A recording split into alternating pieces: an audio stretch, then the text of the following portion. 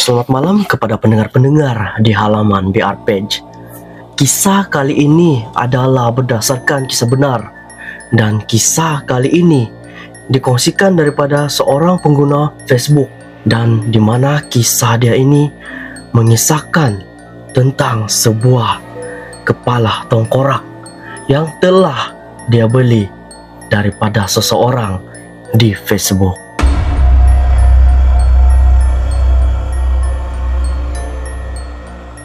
Selamat malam BR Page.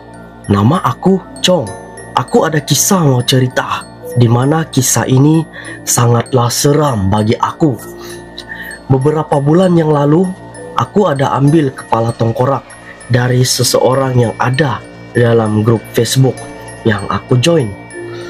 Nama grup itu tidak perlu aku bagi tahu. Dan masa itu aku ada send message sama dia di Facebook, dan katanya dia mau jumpa sambil mau cerita sikit-sikit. Untuk pengetahuan BR Page, aku bukan ambil begitu saja barang ni, tapi aku ada bagi sesuatu dalam bentuk duit. Pada permulaannya dia menolak, tapi aku cakap sebagai tanda tukar tangan. Niat aku untuk ambil kepala tengkorak itu adalah untuk coba merungkai misteri yang dialami oleh si pemilik asal kepala tengkorak tu. Sesudah sampai di rumah, selepas aku jumpa orang tu, ada sesuatu buat aku rasa meremang walaupun keadaan masih lagi siang. Sebab masa tengah parking motor depan rumah, anjing-anjing yang ada di rumah aku dan anjing-anjing jiran sebelah semua buat bunyi melolong, seolah-olah nampak hantu. Jadi aku pun terus masuk ke dalam rumah dengan membawa kepala tengkorak tu. Family aku pada masa tu ada di ruang tamu, tapi mereka tidak perasan yang aku ni tengah membawa sesuatu yang tidak mereka inginkan, sebab mereka tengah sibuk layan cerita di TV. Di sebelah malam pula, kurang lebih jam 10 malam, tiba-tiba ada bunyi orang ketuk rumah. Masa tu mama aku sedang tengok TV. Kemudian mama aku menyuruh aku untuk tengok siapa yang datang. Setelah aku buka pintu rumah kami, aku tidak melihat sesiapa pun di luar, melainkan anjing peliharaan kami saja yang membatu, tidak bergerak langsung, sambil memandang ke arah aku, seperti melihat sesuatu yang membuatkan dia marah.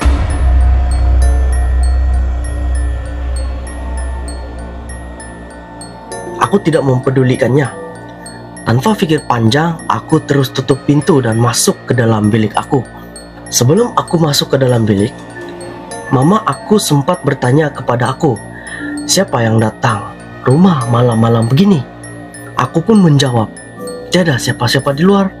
Mama aku pun rasa hairan, tapi dia tidak pedulikan dan sambung menonton TV semula. Aku ni mampu bertahan selama 5 hari saja menyimpan kepala tengkorak itu. Sebab dalam masa 5 hari itu, aku cuba jinakkan penunggu yang menumpang dalam kepala tengkorak tu. Bagaimana cara aku jinakkan benda tu, aku tidak boleh bagi tahu, kerana cara tu agak di luar jangkaan aku. Dan dalam masa 5 hari itu, memang ada nampak beberapa gangguan ringan. Dan salah satunya gangguan ringan tu seperti makanan di rumah kami cepat basi. Kadang adik aku yang masih sekolah tadika pernah sekali tegur benda yang aku tak nampak. Duduk di sebelahku masa tu adik aku baru balik dari sekolah, dan dia cakap, "Halo uncle."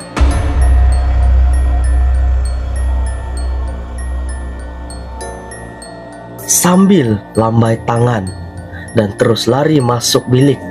Padahal masa itu aku duduk bersendirian saja di ruang tamu.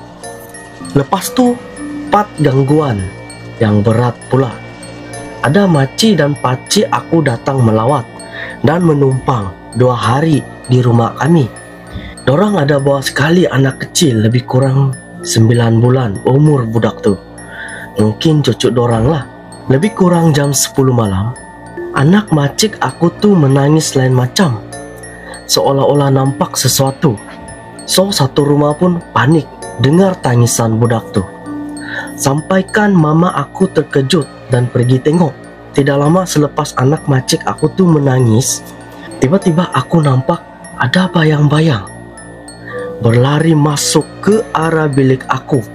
Dan anak macik aku tu pun tiba-tiba berhenti menangis. Selepas aku merasakan keadaan seperti huru-hara sudah dalam rumah kami, aku bercadang untuk tunjukkan kepala tengkorak itu sama family aku untuk meminta pendapat. Keesokan harinya, masa tu family aku sedang makan pagi. Aku cakap sama dorang yang aku ada kejutan untuk dorang semua. Dan bila aku bawa keluar kotak yang berisi kepala tengkorak, mereka semua terkejut apabila melihat kepala tengkorak itu. Bapa aku sampai tersembur air kopi yang tengah dia minum. Saya kemudian menceritakan kepada mereka dari mana aku dapat kepala tengkorak tu. Kebetulan bapa aku ni ada kawan seorang master dari Tokong yang pandai handle dalam gangguan gaib. Bapa aku kemudian menelpon kawan dia untuk meminta pertolongan. Tidak lama selepas itu, kawan dia datang untuk melihat kepala tengkorak tu. Tanpa melengahkan masa, kawan bapa aku mengeluarkan sebuah kompas untuk mencari lokasi tempat menanam kepala tengkorak tu. Dan setelah menemui kawasan yang sesuai untuk tanam kotak yang berisi kepala tengkorak, kami pun mula mengorek lubang. Setelah selesai mengorek lubang, bapa aku pun meletakkan kepala tengkorak tu di dalam lubang tersebut. Sebelum ditimbus semula, kawan bapa aku membaca beberapa mantra sambil membakar kertas yang berwarna kuning. Kemudian dia masukkan ke dalam lubang bersama kepala tengkorak itu, dan barulah siap untuk ditimbus semula. Tempat kepala tengkorak itu ditimbus berada di bawah pohon kemunggal dan tidak berapa jauh dari tempat tinggal kami, cuma kurang lebih dalam 5 meter dari tempat tinggal kami. Setelah semuanya selesai, kami pun pulang ke rumah semula. Dan sejak dari itu, semuanya kembali seperti biasa. Adakah benar kepala tengkorak itu berpenghuni?